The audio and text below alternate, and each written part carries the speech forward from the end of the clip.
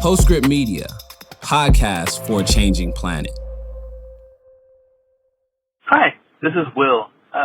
There's a graph that's been around on the internet for a couple of years that shows the climate impact of a variety of foods, and I've always been fascinated. At the bottom of that chart, there is a category for tree nuts that is negative on its carbon footprint, I guess because they are planting trees to replace other crops or something like that, and it's always fascinated me, and I just wonder a little bit about that. Is that really true, and how is that today, and how does all that work? Thanks.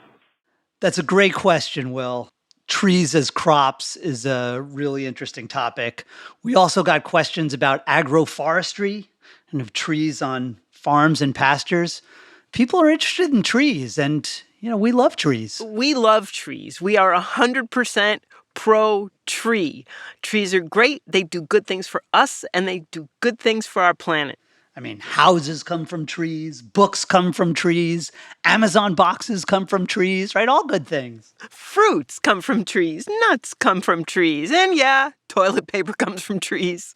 And most importantly for our purposes, since we're a food and climate show, trees store a lot of carbon. I mean, in a way, every show we do about food and climate is about trees. I mean, not just because food grows on trees, although, we love fruit and nut trees, but because the vast majority of the habitable land on this planet is either agriculture or forests. So when cropland and grazing land expands, forests shrink. Right? When we keep saying we need to make more food with less land, what we're saying is we want to stop deforestation because that's transferring carbon from trees to the atmosphere. And that could be the single most important issue that we talk about on this show, because forests, and the Amazon makes the news, but there are other forests too. They're not just great for the climate. They're great for wildlife. They're great for biodiversity. They're great for the air. In fact, the Amazon is known as the lungs of the earth. Forests, trees can stabilize soil. They can prevent floods. They can do all kinds of things. I live on 2 acres of trees, and Mike keeps telling you about his solar panels, and it kind of breaks my heart because I have too many trees to put up solar panels. I have to pick. And for the time being, I'm picking my trees because I really like trees. Yeah. I mean, you can't put a treehouse on a solar panel, right? But seriously, it's not a coincidence that so much literature, right, and especially fairy tales and other children's literature, it always happens in forests, right? Sherwood Forest, the 100-acre woods, right? The Forbidden Forest in Harry Potter, the Jungle Book. Right? There's the Lorax, right? He speaks for the trees. I mean, I think what we're saying is forests are wild and enchanted and magical, and they're really the opposite of parking lots and strip malls and modernity. And so they appeal to all sides of the food debate. They appeal to the people who are, looking for sort of a nostalgic view of agriculture the way it used to be practiced, but also to, the technocrats who are looking to a technologically driven better agriculture. Trees are one of the few things that everybody seems to agree on. It's funny, the one climate policy that has truly universal support, right, from Republicans and Democrats, the business community and the environmental community, is the Global Trillion Trees Initiative, right? Because who can be against planting trees? Nobody's against planting trees. Well, although I should say there was this funny passage in Jared Kushner's memoir. Where Wait, says you read Jared Kushner's memoir? I heard about it. And he apparently says he tried to get President Trump to support the initiative. And Trump said, "What is this trillion trees bullshit? Are you trying to push more liberal on me?" But even Trump got on board, although it's funny, he kept calling it the Billion Trees Initiative. Hey, look, I'll start with a billion trees. I'll take what I can get. Of course, Trump also said that California could fix its wildfire problem by raking the forest. So we're not going to look to him for tree advice. I'm pretty sure it's more complicated than that. Well, yeah, I think Part of our point, right, is that all of this is a little more complicated, right? Fixing the world's deforestation problems and its food and climate and ag problems, it's going to be a lot more complicated than just planting 1 trillion trees, right? It matters whether those trees catch fire or whether you cut them down or whether you just end up cutting down trees somewhere else.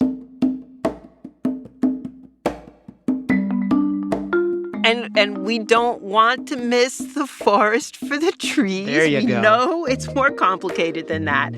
And trees are great.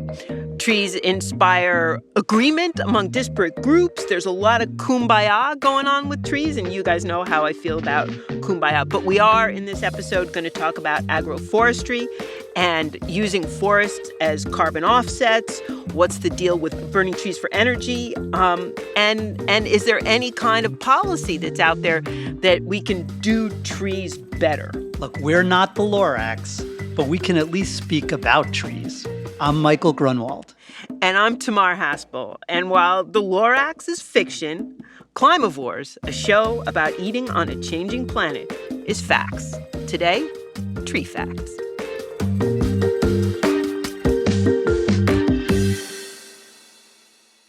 On October 25th through the 27th, more than 4,000 leaders will be working together to address the climate crisis. They'll be convening in San Jose, California at Verge 22.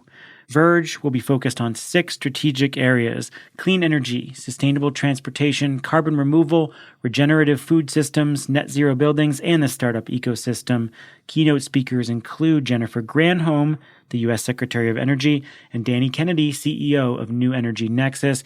If you register today using the code V22PSMmedia, you'll get 10% off the pass type of your choice. Click through the link in the show notes for your pass to Verge 22. We'll see you there. So it's true. Everybody loves trees.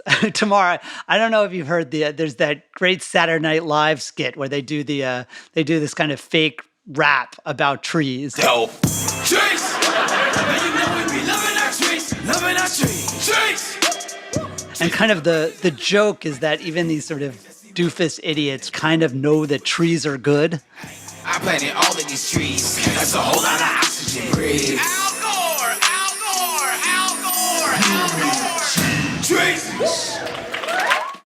Right? We be loving these trees, even if we're not exactly sure why. And in fact, at the end, when somebody tells them, like, hey, climate change is a little more complicated than just planting trees, they actually say, but we can all agree that trees are good, right? And I guess we can. Why? Why are they so good? If it makes Saturday Night Live, we know that it's a cultural touchstone. So there are a couple of great reasons that trees are good. One of them is size, and one of them is longevity. And trees are amazingly big. And if you've ever cut one down or cut one up and hauled wood, you know just how big they are. I mean, they can fall and kill somebody. They can ruin your house. Trees are big. And because trees are big, and about half of the dry matter in trees is carbon, it means they're sequestering a lot of carbon. And it's like a sure thing. You plant a tree, and as long as the tree stays alive, it sequesters carbon. And an average-sized tree will sequester about 50 pounds of carbon per year. And so, that's sort of a good, working number, so we can compare it to some other things that either sequester carbon or save emissions. Yeah, I mean, this is really important because, forests around the world, they already soak up like a quarter of the carbon dioxide we emit, right? It's called the terrestrial carbon sink. But essentially, that means that if it wasn't for our forests, we'd have even more of a global warming problem. And it's particularly important since, the scientists are telling us that, you don't want to be Debbie Downer all the time, but we've already increased global temperatures by 1.2 degrees Celsius. The Paris goal is to keep it to 1.5. But look, it's even if we completely get our act together and really switch to a clean energy economy tomorrow, we're not going to make 1.5. We're going to blow past it. And that means it's incredibly important not only that we reduce emissions, but that we figure out a way to have negative emissions to sort of soak up the carbon that we've already emitted. And right now, trees are the best technology we've got. Photosynthesis is a miracle, right? It's like it takes sunlight and water and carbon dioxide and turns it into tree growth. Talk about a mature technology. Exactly. My solar panels, I just checked today, and, on my Solar Edge sort of dashboard, it tells me that over the 5 years I've had them, it's been the equivalent of planting 2,255 trees. But honestly, it's not exactly the equivalent, right? Because that's just energy that I've avoided. If I was actually planting those trees, they would be soaking up the carbon. They would be making the problem less of a problem instead of just, preventing the world from getting worse. But because it's a bathtub, both of those things matter. Keeping carbon out and reabsorbing carbon that's already out. We still got 1 billion cars on the planet, and so those are filling the tub with carbon. But trees they can sort of lift the drain, right? So that we can sort of drain the tub a little bit. So Mike, how many times a day do you check your solar panel dashboard? I'm much better than I used to be. I have to admit, I more check the money than the trees, but I've saved a lot of money with those panels. So that's one comparison. Mike's solar panels are the equivalent of over 2,000 trees over 5 years. But let's talk about hamburgers, because we're constantly harping on beef as the biggest contributor in our diets to climate change. So how do trees compare to hamburgers? And a quick back of the envelope conversation, because you guys know we love math. A tree year, that 50 pounds, is worth about 18 hamburgers. So I'm not suggesting you go out and plant the trees to make up for your hamburgers. I mean, why not? All right, plant the trees and be careful about the number of hamburgers. But just so you have some sense of the magnitude of what we can do with trees and the harm we do with hamburgers. Right. And if we're going to talk about magnitude, I mean, the basic problem is that we like hamburgers better than we like trees. The world has lost more than a third of its forest. Just about all of it since the invention of agriculture 10 to 12,000 years ago. If you look at the world's habitable land, about half of it is agriculture, and only about 37% of it now is forest. Though if you include the savannas and shrubs, it comes out to about 50-50. And that's the big fight. Is the world going to be more of a farm, or is it going to be more of a forest? And the more it becomes a farm, the less carbon our forests are storing. It's partly a problem. It's a forestry problem, right? As the population has gotten bigger and wealthier, we're building more homes out of wood and more furniture and definitely more Amazon boxes and the fluff that goes into diapers, all kinds of forest products. We are also wasting a lot more trees by burning them for energy, for fuel and electricity. U.S. paper consumption, it has dropped a little bit since the dawn of the internet, but I guess we're still printing stuff out. And of course, we still got to wipe, right? I don't know. I've used that Who Gives a Crap, the recycled paper. I don't know what that is. Yeah, it's recycled toilet paper. They don't recycle the actual toilet paper, but it's recycled paper that is toilet paper, and it's fine. But so all those things do put pressure on forests, but the main thing that puts pressure on forests is our appetite, right? It's just farming. This is so important. And whenever I have conversations with people about the impact of climate, this is sort of the thing that I think people are reluctant to acknowledge, or it just doesn't make intuitive sense. So that thing you just said, that of our habitable land, 50% is agriculture, and nearly all of the remaining 50% is something we don't want to turn into agriculture. It's either forests or it's grasslands or, shrublands and things like that. Only like 1% of the habitable Earth's surface is actually inhabited by we the people. And so if you take that 50% that's agriculture and you have to make it 51% or 52%. That means that forests or grasslands have to go.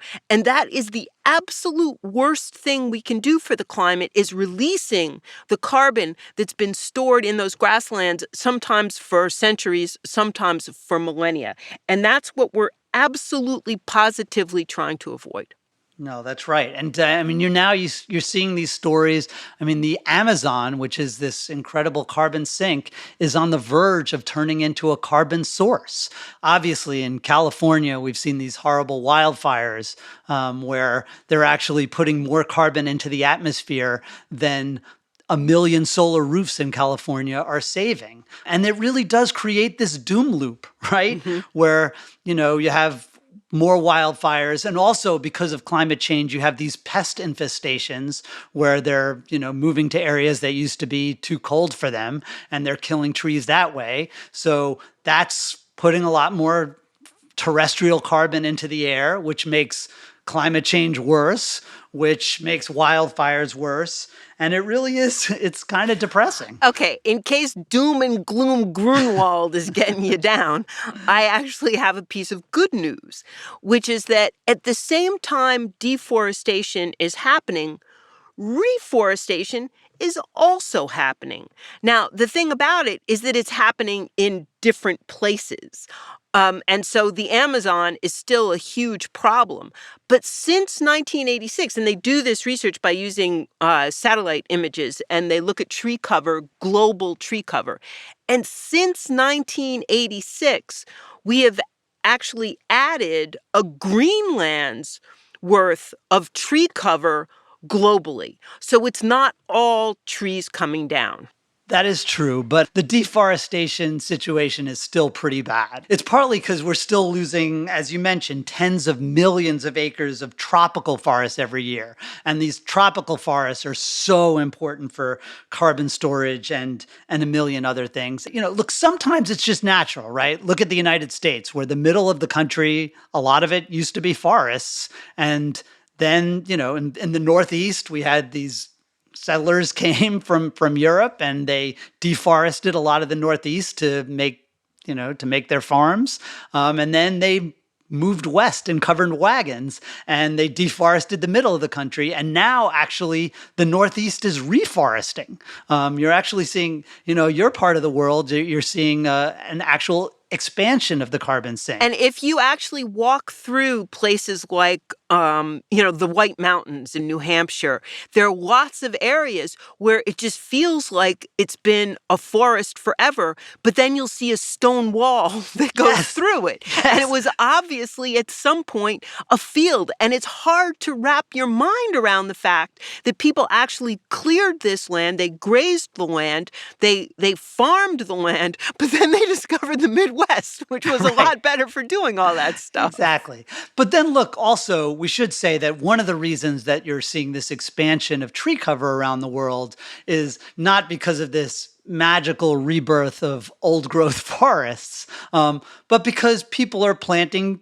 trees. They're planting tree farms for wood or for Amazon boxes. And not that there's anything wrong with it, but you look at, for instance, the southeastern United States, which used to be sort of natural longleaf pine mostly. And now it's loblolly pine plantations, which is actually, from a carbon perspective, it's not, you're not necessarily losing a lot, but certainly from a biodiversity perspective, these aren't the kind of enchanted forests. These are, they're pretty sterile. They clear out the underbrush. They're essentially farms that have just very large and wide crops. And it's worth pointing out that forests are organisms. They're more than just the sum of their trees. That expression, don't miss the forest for the trees. There's all kinds of biodiversity, of weird signaling involving fungi and insects. And a forest is a complex organism. And if you cut down the forest and then you have a poplar plantation or a loblolly pine plantation, it's not the same. So let's bring this full circle back to food, because trees are important. And when we talk about climate and diet, we have two goals. Number one is to keep the trees we already have. And number two is find good ways to use new trees. To talk about just exactly how great trees are in farming, I want to go back to Will's original question, which is that, and he apparently looks at the same charts that we look at, because on our favorite source, Our World in Data, and if you don't know it, you should look it up because they have the best charts. We're awesome at parties, by the way. I know. And it shows the climate footprint of all different crops. And at the very bottom of the chart, it has tree nuts, and they actually have a negative climate impact, or is it positive? It's the good impact. You know what I'm talking about. So it's actually on the other side of the axis. And the reason that's the case is that if you plant an orchard of trees, you're not just producing food, you're also sequestering the carbon in those trees. So it is kind of magical. So this is the next installment in my continuing effort to make you care about my favorite agricultural metric, which is calories per acre. So let's go back to this idea that 50% of our habitable land is agriculture, and we have a growing population to feed. So obviously, getting the most calories from those acres is key. And obviously, there are other measures too. There's nutrition and there's protein. But calories is the thing that they all have in common. And most whole foods are pretty nutritious anyway. So calories per acre is the metric you should care about. And trees kill it. They're awesome for it. So if we look at, just to set the stage, okay, for starters, almost nothing is going to come in the way corn does. So corn comes in at like 15 million calories per acre, and potatoes are up there too. But if you look at the other crops that we grow, soy, which is the most efficient legume, is the second most efficient legume, because Mike's going to tell you all about the most efficient legume. It's about 6 million, but then it goes down from there. And so, wheat is 4 million. Most dry beans and legumes are in the 2 million to 3 million category. And vegetables are 2 million, 1.5 million. And that's before you account for the waste from a perishable product. So let's talk about trees. And cows are like single digits, Cows are like single digits. So fruit trees, apples are like 5 million. Oranges are 5 million. Avocados are great. They're 6 million, but now they're doing some more avocado planting in California with more densely planted acreage, and they're seeing increases from that 6 million. Bananas, and we don't grow them here, but there are places where not only do they grow them, but it's actually a staple food. And that's 6 million calories. Oh, sorry, that's 8 million calories per acre. And, one of my favorites, jackfruit, again, something that probably a lot of people haven't even tried. But it's a starchy fruit. And like bananas, it's used as a staple some places, and that's 12 million calories per acre. And nuts are just as good. Almonds are 6 million, walnuts are 7 million. Other kinds of tree nuts are in that same category. Trees grow a lot of food. And it makes sense, right? Because they're using the air above them. They're like food skyscrapers. I do use this analogy a lot, where when we're thinking about how agriculture is sort of taking over the world, it's very much like agricultural sprawl, in the same way we have, exurban sprawl, where instead of people living really close together and, leaving the outskirts for the bugs and bunnies, you have people sprawling out and sort of subdivisions replacing nature. We're seeing that on an even larger scale with agricultural sprawl. We're just bulldozing forests and grasslands and savannas to just create farms everywhere and pastures everywhere, instead of really high density, high calories per acre plantings that will provide a lot of food without using all that land. You guys have totally sold Mike on calories per acre. But even if you're not growing food on the trees, trees have a role in agriculture, and there are a number of ways that they can participate in other kinds of agriculture. And that's what you hear a lot about the phrase agroforestry, right? As well as silvopasture, which is essentially planting trees in pastures. Agroforestry is usually incorporating some kind of trees or shrubs in the actual croplands.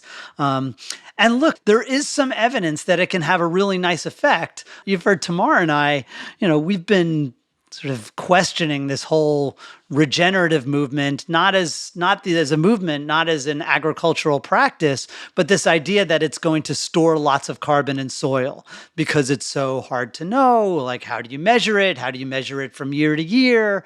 Are you just adding manure? What was there before it? What would be there without the It's just very difficult to know exactly what you're doing.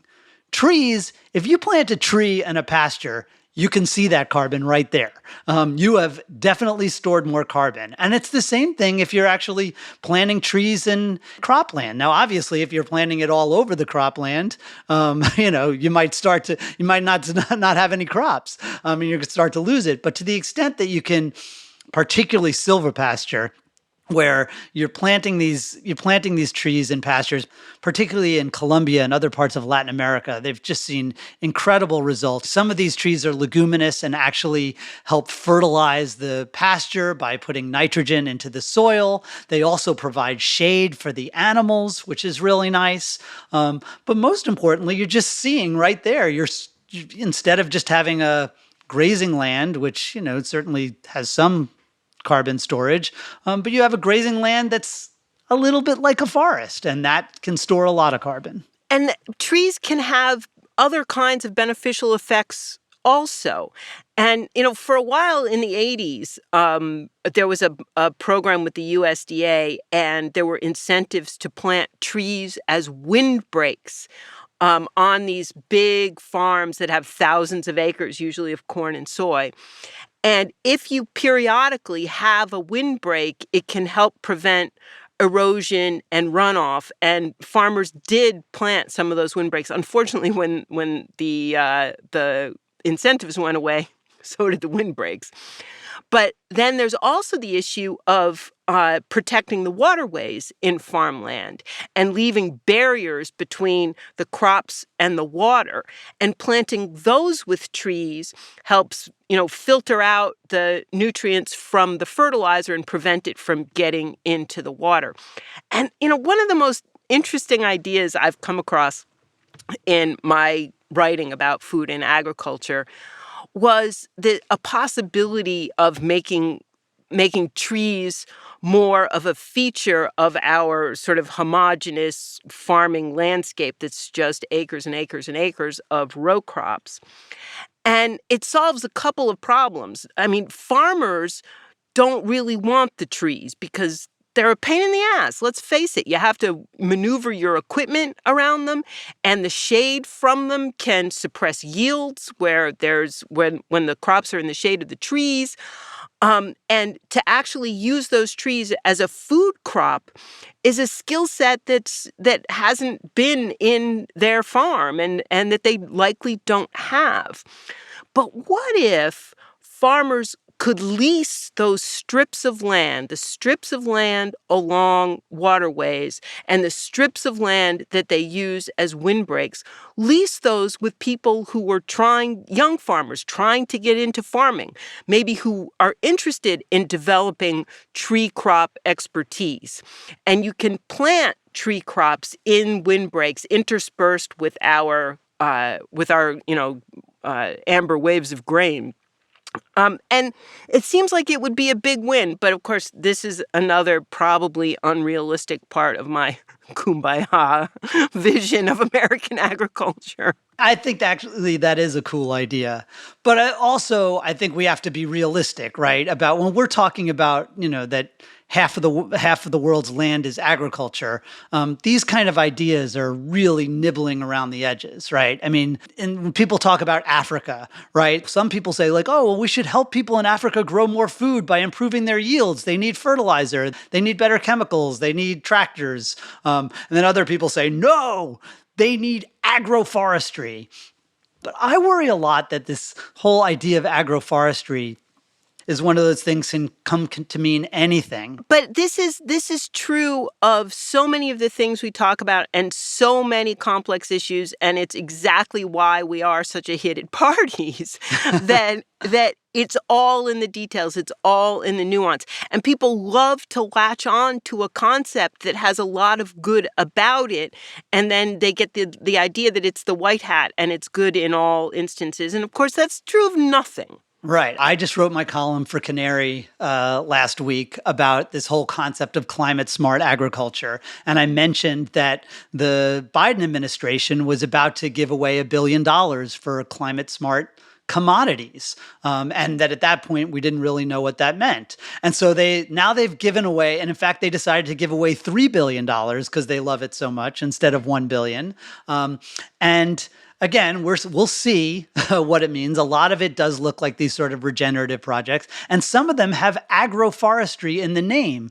But like I was looking at one of these, they got like $60 million. The Nature Conservancy is involved. It looks like a very nice program to try to incorporate some trees into farmland and pasture land. But they were saying they're going to store 12 tons of carbon per acre. And that's like way more than a forest, so I just think some of the, the rhetoric and the irrational exuberance kind of gets out of control, where somehow we're going to have our crops and we're going to plant trees around it. And somehow it's going to be even better for the climate than just having like the Amazon. It just seems very unlikely to me. And so I want everybody to kind of temper their expectations about this stuff. And we have to be super clear when we talk about trees. In order for them to actually be a help to the climate, they have to do three things. They have to live, and there are all kinds of stories of, carbon offsets of these trees that got planted, and then, 5 years later, 80% were dead. So the trees have to live. They have to not burn down, because then you lose all your hard-earned carbon. And they have to be additional. They can't be substituting for some other trees somewhere else. So yes, temper your enthusiasm, and it has to meet those criteria, but I still have some enthusiasm left.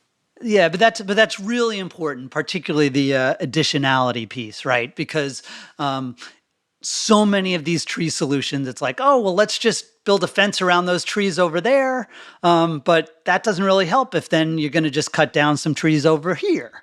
And that's, so many of these offsets have had so many problems where it's like, oh, great, we're protecting mangroves. Just these mangroves, not those mangroves. Don't look over there. Exactly. And so I do think that these are hard problems.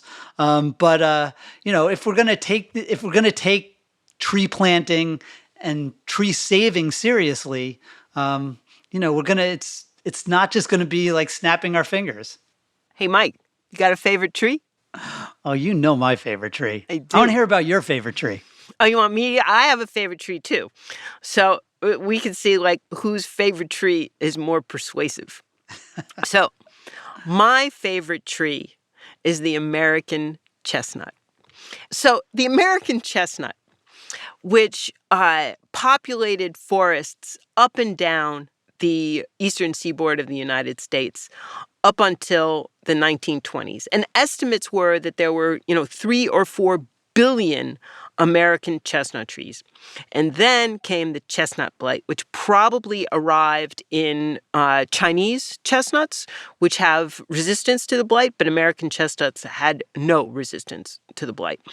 And in a matter of 10, 15 years, it wiped out all of our American chestnuts. And now there's still some American chestnuts out there because the roots survive and they periodically will send up a sapling, but eventually the blight gets that too. So for all practical purposes, American chestnuts are wiped out.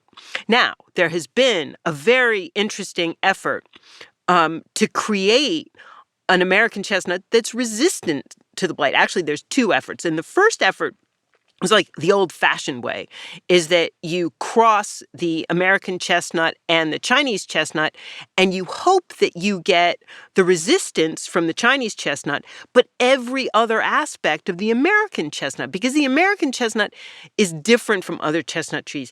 It's a forest tree. It grows very tall. It also grows very straight, and it has rot-resistant timber.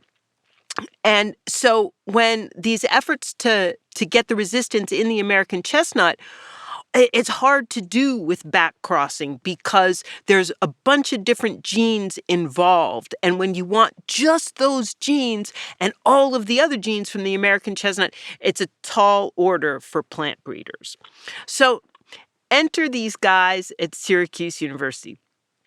And they have a completely different approach. And it's genetic modification, and it is one of the best genetic modification projects I have ever seen.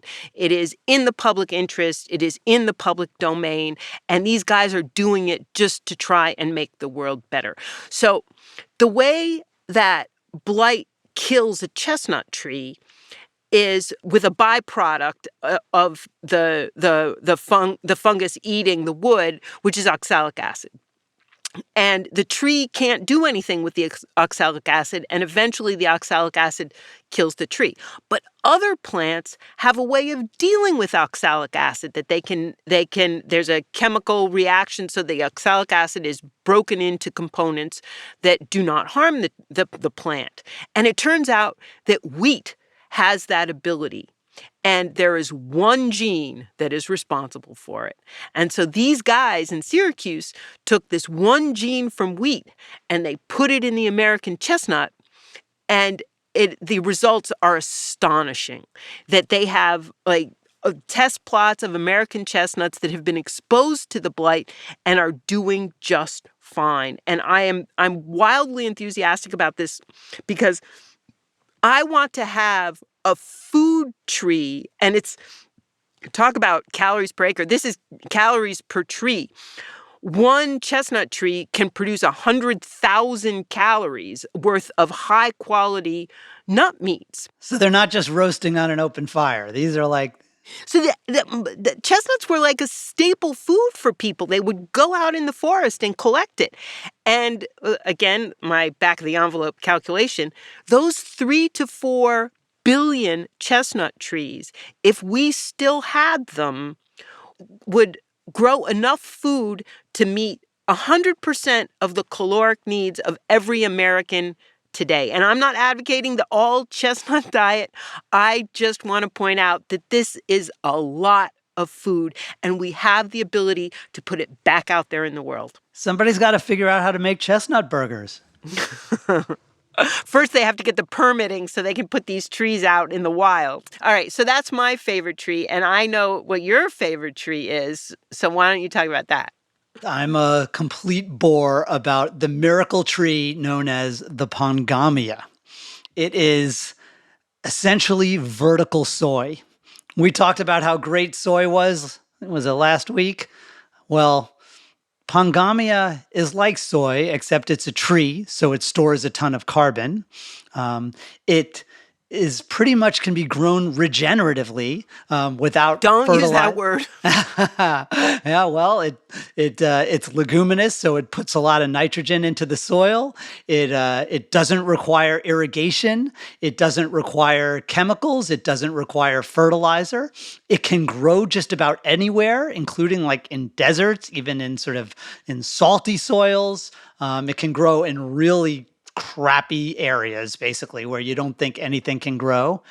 And it has right now probably, a few times the yields of soy, but ultimately it should have 4 to 10 times the yields of soy. So it is like Soy City. I call it the miracle crop, partly because, this stuff has been growing wild in India and Australia, and even there's some in a park near me in Miami for, thousands of years. It's in the Ayurvedic texts.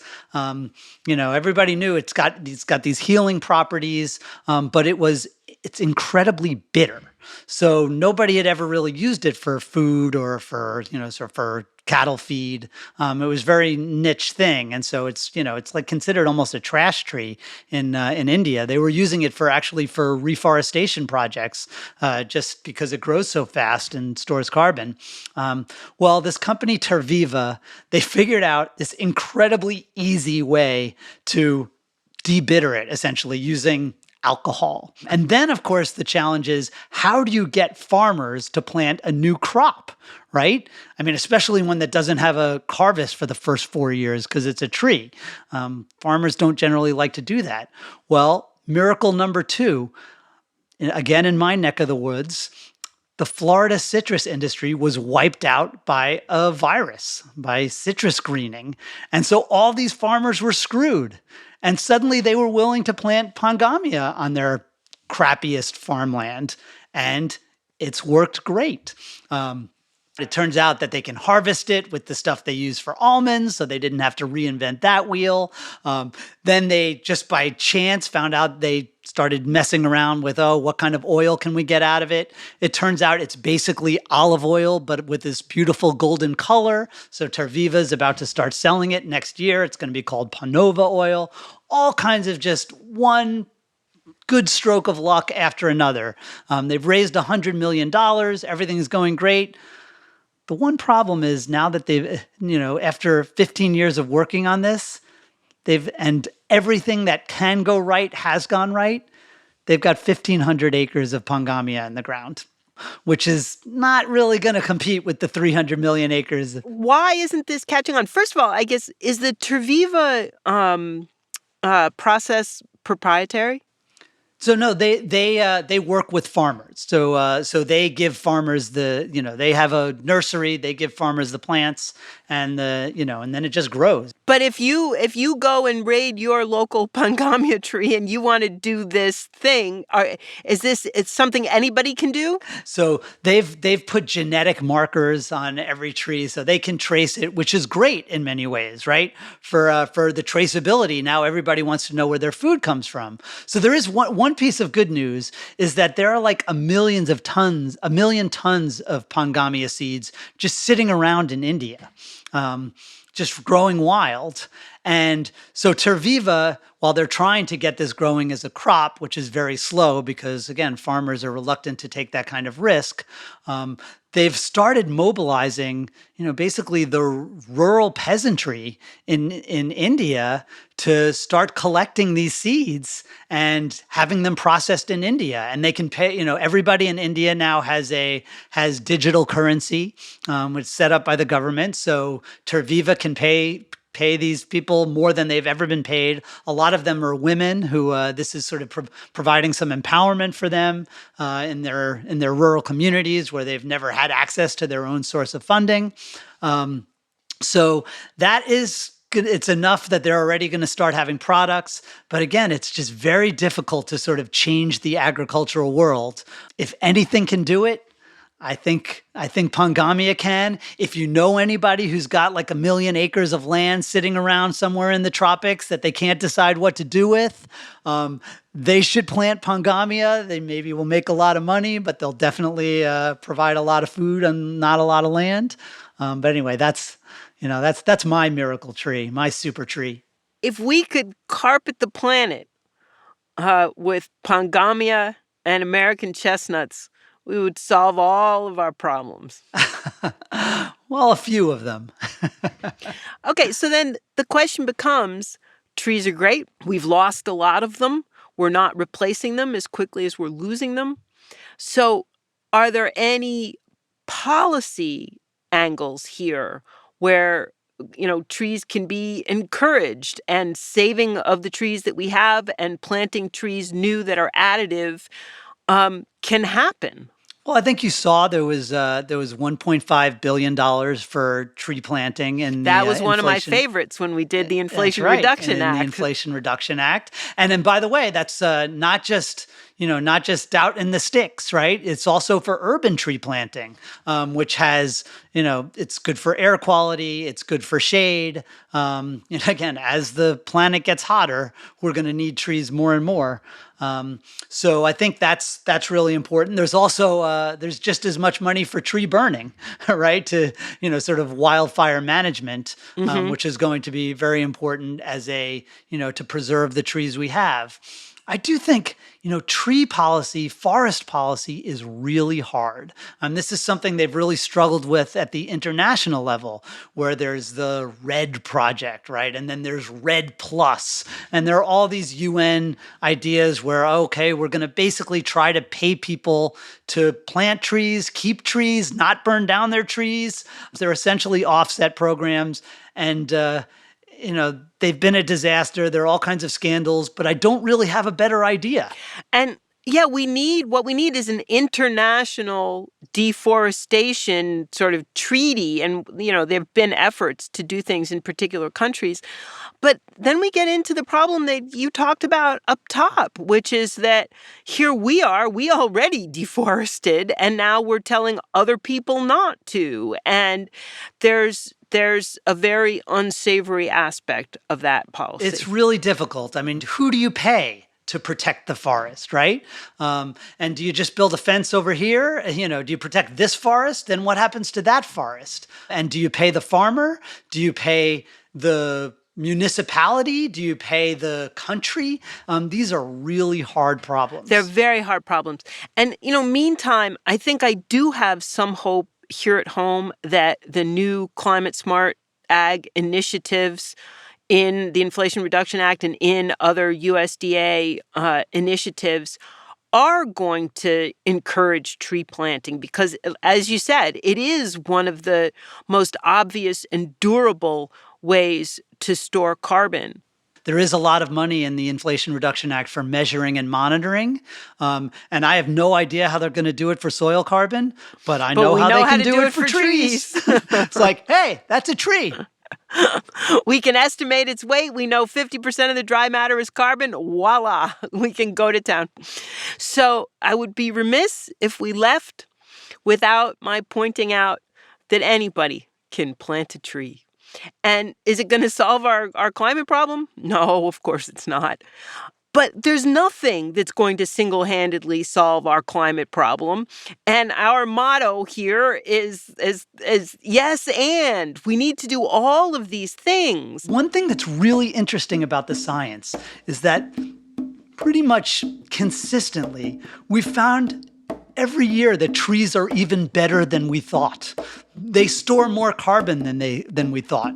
They store it for longer than we thought. They keep sucking it out of the air better than we thought. We talk so much about fertilizer and soil carbon and methane and burping cows. There's so many ways that we can sort of tinker around the edges of this stuff.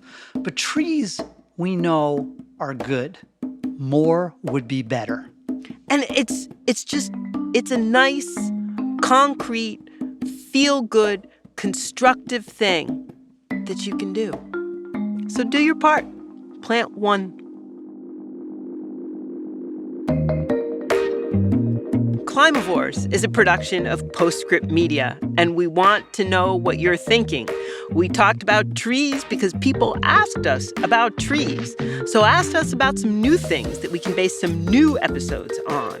We're at 508-377-3449, or send us an email at climavores@postscriptaudio.com. The show is hosted by me, Tamar Haspel. And me, Michael Grunwald. Executive producers are Scott Clavenna and Stephen Lacey. Senior editor is Ann Bailey. Managing producer is Cecily Mesa-Martinez. Dalvin Abawaje is the associate producer, and engineering is done by Sean Marquin and Greg Villefranc. Postscript Media is supported by Prelude Ventures. Prelude is a venture capital firm focused on climate solutions across energy, food, agriculture, transportation, logistics, and advanced materials. So, if you want more of this unprecedented tree content or any other kind of content, please spread the word. Give us a rating and a review on Apple Podcasts or Spotify. We're also streaming on Amazon Music. And if you know someone else who you think wants to hear about trees and farms and forests and the other stuff we talk about, please send them a link. And we will be back next week with another wonky fact fest.